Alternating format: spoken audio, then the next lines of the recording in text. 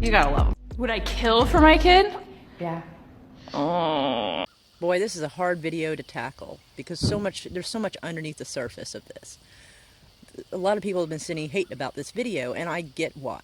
But we need to ask ourselves, how did we get here? And I can tell you the conditioning happened very early on. I can remember the bits and pieces that made us the way we are, as far as things like this video. And it started with things that were relatively small. When we were in child and we're in school and in church, you know, we were told to turn the other cheek, that if someone does something wrong and they apologize, you must forgive, that forgiveness is the key to everything, all these things. And they never explained that sometimes righteous violence is absolutely fucking necessary. They never explained that sometimes the violence is absolutely the answer. They never explained that if you do not have something that's worth fighting and dying for, then you have nothing. They never explained that to us. But they always told us that if we retaliate, then we're no better than our perpetrator. And that weakened our resolve since we were small children to make us the way we are.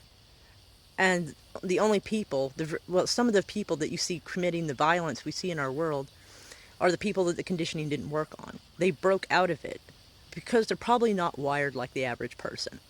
So the average person that is wired normally, I would say, is susceptible to that conditioning, especially very young. So when you see crazy people committing acts of violence, it's because the conditioning didn't work. Because we're taught from a very early age to respect human life. And that is totally good. Like, it's good to respect human life, but you've got to respect human life when that human life respects your human life and the lives of your children and your families. So if you were ever picked on as a kid and you told the teacher and the teacher said turn the other cheek or ignore them, they'll go away. Or like if a kid hits you and you hit back and the teacher says, well, if you hit them back, you're no better than the person who did it. If you've ever had that, that is the conditioning. And that is the conditioning they were probably given as well. And over time, that erodes the resolve and the fire that we are all born with. And also, it answers the question when you ask yourself, why has nobody stood up against the corruption in our system? Why are we not seizing and attacking and mounting a revolt?